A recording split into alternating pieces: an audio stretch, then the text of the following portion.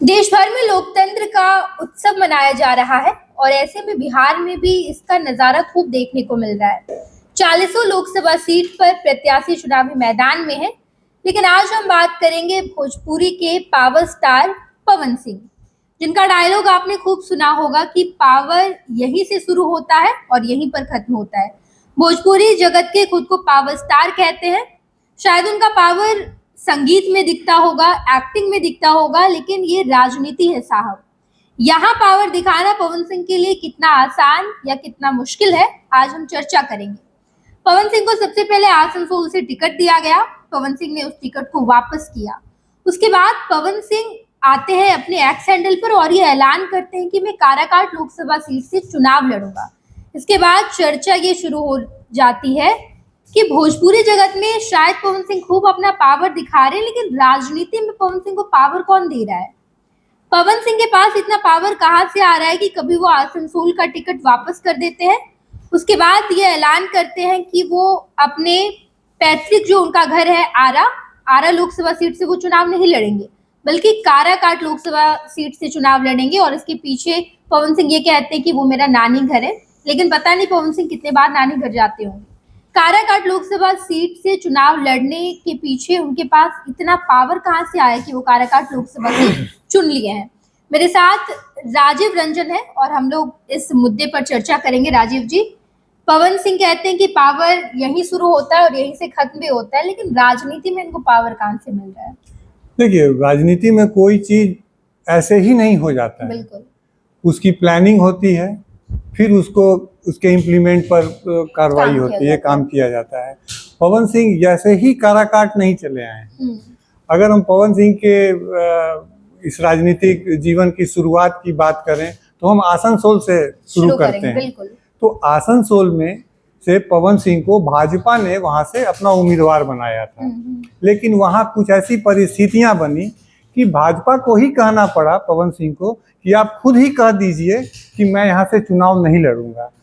लेकिन पवन सिंह का आप याद कीजिए, जिस दिन वो जिम में बैठ करके वर्जिश कर रहे थे, तब वहीं उनको यह जानकारी मिलती है कि आपको भाजपा ने उम्मीदवार बनाया है आसनसोल से। और वो सेलिब्रेशन भी बहुत लोगों ने देखा कि उस जिम में किस तरह का सेलिब्रेट किया गया। अगले ही सुबह जब वहाँ टीएमसी की प्रतिक्रिया आती है और बहुत तीखी प्रतिक्रिया आती है कि पवन सिंह ने बंगाली महिलाओं को अपमानित करने वाले अश्लील गाने गाए हैं, तो उसके बाद भाजपा के लिए वो गले की फांस बन गए। क्योंकि पवन सिंह का मुकाबला आसनसोल में कोई छोटी मोटी हस्ती से नहीं था। वो हस्ती सिर्फ राजनीतिक नहीं थी, वो हस्ती फिल्मी जगत की भी सुपरस्टार हस्ती थी। वो थे शत्रुघ्न सिन्हा शॉटगन। पवन सिंह को बाध्य किया गया कि आप खुद कह दीजिए कि हम यहाँ से चुनाव नहीं लड़ेंगे। उसके बाद पवन सिंह को ऐसा करना पड़ा। पवन सिंह इसके बाद जी, आप कहना चाहते हैं कि पवन सिंह चुनाव लड़ना चाहते थे, चाहे वो आसनसोल ही क्यों ना हो। बीजेपी ने ये कहा कि आप वहां से टिकट वापस कर दीजिए, क्योंकि अगर हम लेते हैं तो आपकी बदनामी हो जाएगी काफी। आप खुद से ऐलान कीजिए, और पवन सिंह यही करते हैं। जरा सोचिए ना कि किसी आदमी को टिकट दिया गया हो किसी भी लोकसभा क्षेत्र का, और शाम में उसको टिकट दिया गया हो 6-7 बजे के करीब, और सुबह में वो 8-9 बजे 10 बजे तक वो कह देता है कि मैं यहाँ से चुनाव नहीं लड़ूंगा। तो सब ये सब लोग जानते हैं कि वहां से स्टेप डाउन करवाया गया उनको, और बीजेपी ने खुद उनको स्टेप डाउन करवाया वहां से। बिल्कुल, बहुत सही बात कहा आपने राजीव जी कि अगर पवन सिंह से टिकट वापस ले लिया जाता, बीजेपी अगर वापस ले लेती, तो शायद इस पावर स्टार की खूब बेइज्जती होती। इस वजह से, और इसमें बीजेपी की भी फजीयत होती। बिल्कुल। तो उनको खुद मजबूर किया गया कि वो अपना कदम पीछे खींच लें, और वो अगले ही दिन वो कह देते हैं कि मैं वहां से चुनाव नहीं लड़ूंगा। लेकिन जो पवन सिंह का ट्विटर और उनका एक्स हैंडल को फॉलो करते हैं, उनको पता है कि पवन सिंह के दिल के अंदर से चुनाव लड़ने की जो इच्छा थी वो खत्म नहीं हुई थी। हम लोग बड़ा इस बात का जिक्र भी करेंगे। पवन सिंह सबसे पहले टिकट वापस करते हैं, कुछ दिन शांत रहते हैं, एक्स हैंडल पर लगातार आकर कहते हैं कि मेरी माँ की इच्छा में चुनाव लड़ूंगा। लगातार आरजेडी से संपर्क साधते हैं। आरजेडी के कई सारे सोर्सों के तरफ से जो खबर निकल कर आई है कि आरजेडी के कई सारे नेताओं से पवन सिंह ने संपर्क साधा, लेकिन बीजेपी से भी इनका वैसा ही नाता रहा, बीजेपी नहीं। को छोड़ा नहीं इन्होंने। नहीं, उसके बाद भी उन्होंने कहा था कि मैं आरा से चुनाव लड़ूंगा। जी। उसके बाद आरा से बीजेपी के लिए वो बीजेपी के कद्दावर नेता और भारत सरकार के पूर्व गृह सचिव आर.के. सिंह था। आर.के. सिंह और पवन सिंह दोनों एक ही जाति, राजपूत जाति से आते हैं, तो बीजेपी आर.के. सिंह की जगह आरा से पवन सिंह को मैदान में उतारने के लिए तैयार नहीं थी। ऐसे में पवन सिंह लगातार राजद के भी संपर्क में थे। राजद से भी उनको उम्मीद थी कि वो राजद उनको आरा से टिकट दे देगा, लेकिन उनको आरा से राजद ने भी टिकट नहीं दिया। ऐसे में पवन सिंह पहले ही ना घोषणा कर चुके थे कि मेरी माँ की इच्छा है कि मैं लोकसभा चुनाव लड़ूं, तो वो काराकाट का रुख करते हैं और वहां से वो ये भी चर्चा है कि वो कई पार्टियों से भी उन्होंने संपर्क किया था, बसपा से भी उनकी बातचीत चली थी, लेकिन शायद सफलता नहीं मिली होगी, तो वो अंत में जाकर उन्होंने निर्दलीय चुनाव लड़ने का वहां से ऐलान कर दिया। बिल्कुल, ये तो वो बात हो गई कि जितना जनता को पता है, जितना उनके एक्स हैंडल पर जितनी जानकारी है। लेकिन हम पर्दे के पीछे की खबर बताएंगे, वो खबर शायद जनता जिसका इंतजार कर रही थी कि पवन सिंह आरा लोकसभा सीट से चुनाव क्यों नहीं लड़ रहे और उन्होंने काराकाट लोकसभा सीट क्यों चुना है। तो ये हम राजीव रंजन सर से जानेंगे और हम बताइए सर की क्या वजह रही, कहाँ से पावर मिला उनको। मैं ये कहता हूँ कि पवन सिंह से नुकसान वहाँ किसको होना है, काराकाट से जो दोनों प्रमुख पार्टियां हैं, जो गठबंधन है, इंडिया और एनडीए, दोनों ने अपने अपने उम्मीदवारों का ऐलान कर दिया है। और ये संयोग है, या इसको प्रयोग भी कर सकते हैं नई राजनीति की भाषा में, कि ये वहां से जो दोनों प्रमुख पार्टियों के जो कैंडिडेट हैं वो दोनों एक ही जाति से बिलोंग करते हैं, दोनों ही कुशवाहा जाति से बिलोंग करते हैं। ऐसे में सवाल यह उठता है कि अगर पवन सिंह इन दो कुशवाहों की लड़ाई में एक राजपूत जाति का उम्मीदवार और वो सुपरस्टार, भोजपुरी के सुपरस्टार कहे जाते हैं, वो जब वो मैदान में उतरता है तो इससे दोनों कुशवाहा में से नुकसान किसको होगा, जानकर जनता बड़ी हैरान होगी। ये ऑब्वियस है कि ये कुशवाहा, वो कुशवाहा जो एनडीए के खेमे में है, उपेंद्र कुशवाहा जो आरएलएम के प्रमुख भी हैं, उनको एनडीए गठबंधन में पूरे बिहार में एकमात्र सीट मिली है काराकाट, और जिस पर वो पार्टी प्रमुख खुद चुनाव मैदान में हैं। तो ऐसे में पवन सिंह का मैदान में उतरना, और आप जानते हैं नेहा कि एनडीए का जो कोर वोटर है या भाजपा का जो कोर वोटर है वो कौन लोग हैं। बिल्कुल। तो अब पवन सिंह अगर वहां उतरते हैं, तो मैं पहले ये बता दूं आपको कि काराकाट का जो जातीय समीकरण है वो क्या है। काराकाट में करीब 1.5 लाख वोट जो है वो कुशवाहा का है और इतना ही वोट यादवों का है। इसके अलावा करीब 1.5-2 लाख वोट मुस्लिम समुदाय से आने वाले लोगों का है। बिल्कुल राजीव जी, अभी जो हम आपको बता दें कि जनता को पवन सिंह अगर काराकाट लोकसभा सीट चुन रहे हैं तो जीतना पता नहीं कितना संभव हो पाएगा, लेकिन वोट काटने में जरूर सफल हो जाएंगे। और वोट किनका काटेंगे तो उनका नाम है उपेंद्र कुशवाहा। उपेंद्र कुशवाहा, क्योंकि उपेंद्र कुशवाहा, चूंकि राजा राम सिंह कुशवाहा जो हैं वो खुद कुशवाहा जाति से हैं, लेकिन उपेंद्र कुशवाहा को यह भरोसा है कि भाजपा का जो बेस वोट है, खासकर अगड़ी जातियों का, वो सारा वोट उपेंद्र कुशवाहा को मिलेगा। अब तक तो राजनीतिक बिसात पर तो यही दिख रहा है, लेकिन ऐसे में अगर पवन सिंह वहां खड़े होते हैं निर्दलीय उम्मीदवार के रूप में और वो कुछ भी वोट काटते हैं तो वो राजा राम सिंह कुशवाहा का वोट तो होगा नहीं, वो उपेंद्र कुशवाहा का वोट होगा। तो अब क्या ये उपेंद्र कुशवाहा के लिए ये कोई राजनीतिक प्रयोग है या ये महज संयोग है? हम इसको चाहते हैं कि लोगों को बताया जाए। चलिए, ये बड़ा इसके पीछे की क्या वजह है? Pawan Singh power star, power इन्हें आया है बीजेपी से ही। बीजेपी के वो नेता हैं, बिहार के जाने माने नेता, कुशवाहा जाति के बड़े नेता, और वो कुशवाहा जाति के बड़े नेता ये नहीं चाहते कि कोई और कुशवाहा जाति का हमसे बड़ा नेता बिहार की सियासत पे उभरे, और पवन सिंह को पावर वही नेता दे रहा है। बड़े जाने माने नेता है, नाम नहीं लेंगे, बुरा मान जाएंगे। तो उनकी क्या रणनीति है, उनका कैसा गणित है? पवन सिंह ने टिकट लौटाया। पवन सिंह ने आरजेडी से संपर्क साधा, कई सारे पार्टियों से संपर्क साधा, अंततः उन्हें हाथ नहीं लगा कोई टिकट। बीजेपी के पास वापस आते हैं और इस बार बीजेपी के बिहार के नेताओं से संपर्क साधते हैं। बातचीत होती है और बातचीत में ये गणित बैठाया जाता है कि अगर काराकाट लोकसभा सीट से उपेंद्र कुशवाहा जीत जाते हैं तो कुशवाहा जाति का बड़ा नेता उपेंद्र कुशवाहा बन जाएंगे और मंत्री भी बन जाएंगे, केंद्र में मंत्री वो बन पहले भी जाएंगे। रहे हैं मंत्री। जी जी। मोदी तो मंत्रिमंडल बिहार में। के जो कुशवाहा जाति के बड़े नेता है उनका कद छोटा हो जाएगा।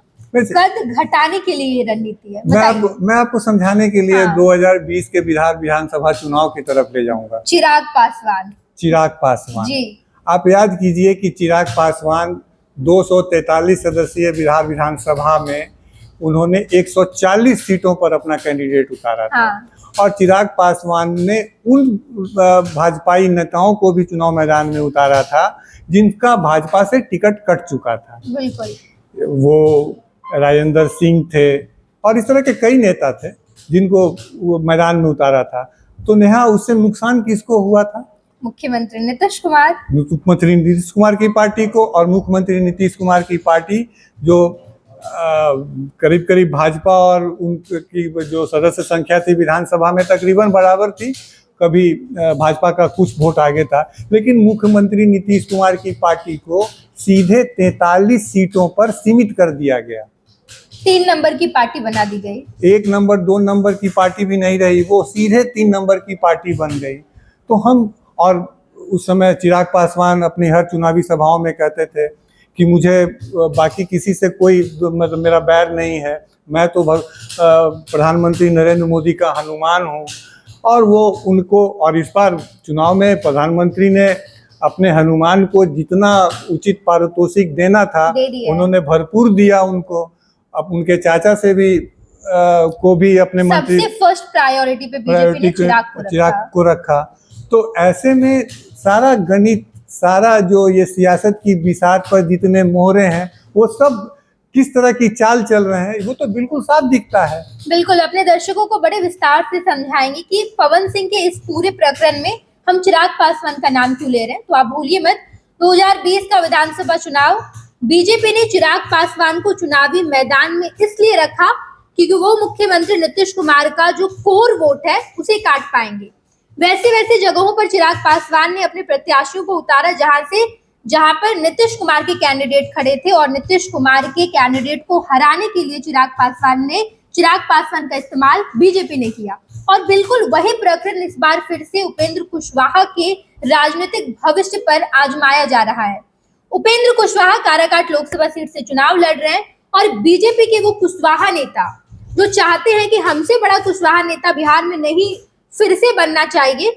उपेंद्र कुशवाहा के कद को छोटा करने के लिए पवन सिंह को पावर दिया गया है कि आप काराकाट लोकसभा सीट से चुनाव लड़िए और भाजपा के खाते में जो वोट आएंगे उसे आप अपने खाते में लेकर उपेंद्र कुशवाहा को हराने का वहां से काम कीजिए, ताकि बिहार में केवल एक कुशवाहा का बड़ा नेता होगा, दूसरा कुशवाहा का बड़ा नेता नहीं हो सकता है। अगर वो हो जाएगा तो केंद्र में मंत्रिमंडल में उसे जगह बन जाएगी और वो उपेंद्र कुशवाहा बिहार की सियासत में कुशवाहा जाति के बड़े नेता ना बन जाए, इसी डर से उनके कद को छोटा किया गया है।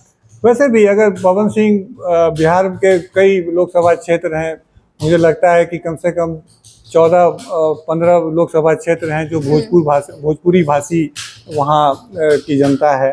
तो पवन सिंह पूरे बिहार में उसी तरह से लोकप्रिय हैं। अगर वो अपनी लोकप्रियता को आधार बनाकर चुनाव मैदान में उतरे हैं तो वो चाहते तो वो छपरा से भी चुनाव लड़ सकते थे, निर्दलीय थे। वो चाहते तो आरा नहीं बक्सर से लड़ सकते थे। वो चाहते तो और भी कई ऐसे लोकसभा क्षेत्र हैं जहां से वो चुनाव लड़ सकते थे, लेकिन उन्होंने काराकाट को ही चुना। जी। यहाँ सवाल यही उठ रहा है कि पवन सिंह ने आरा के बाद सीधे काराकाट को क्यों चुना। तो स्पष्ट है कि काराकाट में उपेंद्र कुशवाहा चुनाव मैदान में हैं, और जो आप कह रही हैं कि भाजपा के एक बड़े कद्दावर नेता जो उसी कुशवाहा जाति से आते हैं, वो नहीं चाहते हैं कि बिहार में उनसे भी बड़ा कोई कद्दावर नेता हो जो कुशवाहा जाति से हो। तो ये तो पूरा जो बिसात जो दिख रही है ये राजनीति के शतरंज की, वो तो साफ है। बिल्कुल राजीव जी, यानी कि पवन सिंह को एक मोहरे की तरह इस्तेमाल किया जा रहा है। आप उपेंद्र कुशवाहा के वोट को काटिए, इनाम तो बाद में मिल ही जाएगा। जैसे चिराग पासवान को इस बार इनाम दिया है प्रधानमंत्री नरेंद्र मोदी ने, चिराग पासवान को वो 5 सीट दी गई जिसकी चिराग पासवान ने मांग की। कहा जाता है कि जहां जहां चिराग ने उंगली रखा, प्रधानमंत्री ने वो सीटों ने दिया है। यहाँ तक कि चाचा को भी हटा दिया गया हटा दिया गया है। और चाचा आज न घर के हैं न घाट के हैं, वो किसी उनके जो भी समर्थक थे, उनके जितने भी उनको समर्थन देने वाले लोजपा के जो सांसद थे, वो कहाँ हैं। सिर्फ एक बीना सिंह को छोड़ दिया जाए वैशाली से, तो बाकी तो सबका टिकट कट गया।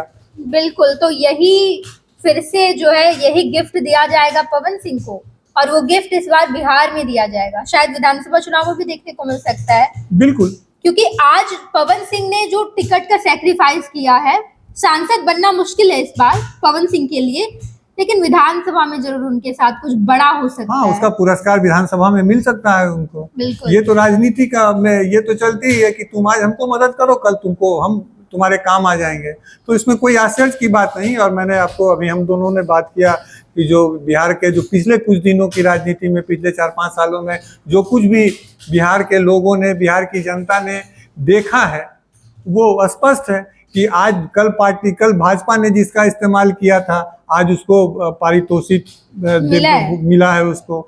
और आज जो भाजपा जिसको इस्तेमाल करेगी, या भाजपा के बड़े नेता जिनका हम लोग जिक्र कर रहे हैं बिना नाम लिए, अगर उनको वो रहे और उनकी चली, तो पवन सिंह को भी आगे के दिनों में बिहार विधानसभा या कोई उस तरह का, या हो सकता है राज्यसभा का भी टिकट मिल जाए पवन सिंह को। कोई इसमें कोई आश्चर्य नहीं है। बिल्कुल बिल्कुल, देखना दिलचस्प होगा। पावर स्टार कहते हैं कि पावर एजे से शुरू होला और एजे खत्म होला, तो देखेंगे कि पवन सिंह को जो राजनीतिक पावर दी गई है, इसका इस्तेमाल पवन सिंह कैसे करेंगे और क्या उपहार इन्हें मिलेगा, देखना दिलचस्प होगा। तमाम खबरों से हम आपको रूबरू कराएंगे। देखते रहिएगा खुश बिहार झारखंड। पनोरमा ग्रुप, जो सोचता है वो करता है।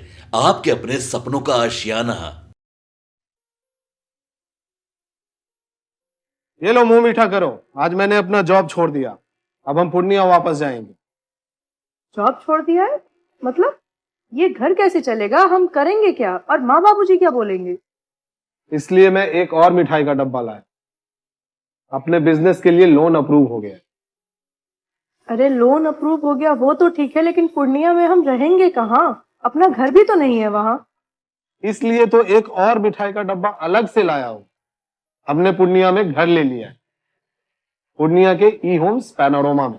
पूर्णिया में पैनोरमा ग्रुप लेकर आए हैं ई होम्स पैनोरमा। बड़ा घर, आलीशान जिंदगी और अत्याधुनिक सुविधाओं के संग। अरे अब क्यों मुंह मीठा करवा रही हो? क्योंकि हम घर वापसी जो कर रहे हैं। घर वापसी की खुशी पूर्णिया में ई होम्स पैनोरमा के संग। E homes panorama, luxurious lifestyle redefined.